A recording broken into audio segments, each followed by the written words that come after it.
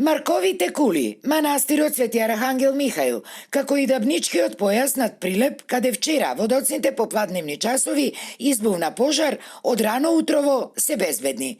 Благодарение на надчовечките напори и на професионалното действување на прилепските пожарникари, огнената стихија е ликвидирана, но заради ветрот и очекуваното зголемување на дневните температури, опожарениот простор континуирано е под надзор, велат од територијалната противпожарна единица од Прилеп. Во еден момент се протегаше еден крак од местото Заград кон манастирот Свети Архангел Михаил, каде што навремено беше спречен и не дојде до загрозување на манастирскиот комплекс. Вкупно се на се, од вчерашниот ден до утринските часови бевме околу 15 пожарникари, се менувавме.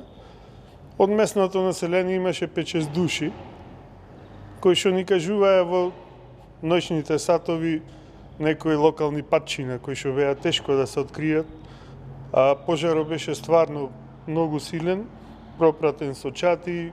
Според првичните проценки, вчерашните пламени јазици над Прилеп пеплосале околу 100 хектари површина, за среќа со неквалитетна ниска вегетација. А предпоставка е дека и за овој пожар причина е човечкиот фактор, односно запалена дива депонија пред селото Дабница. Значи од Дабница споменико, цел тој рид Зеленик, па префрли ваму кај на Ковална, па местноста вика на Заград долу. Трева гореше, нема тука некоја шума. Меѓутоа, местноста Заград имаше загрозено некои објекти, викендици, шупи. Али пожарот не дозволивме, да дојди во населеното место викано Тризла, што е најбитно. И од општина Прилеп потврдуваат дека засега во Прилепско локализирани се сите пожари, вклучително и оној кај селото Радобил.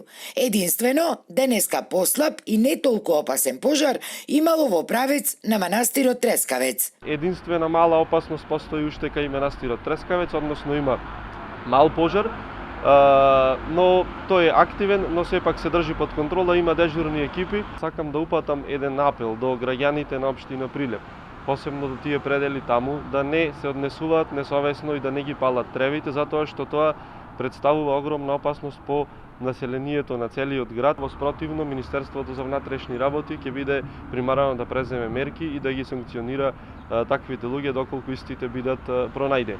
Инаку, според неофицијалните проценки на територијалната противпожарна единица, само во последниот месец во Прилепско и Долненско имало преку 100 посериозни пожари.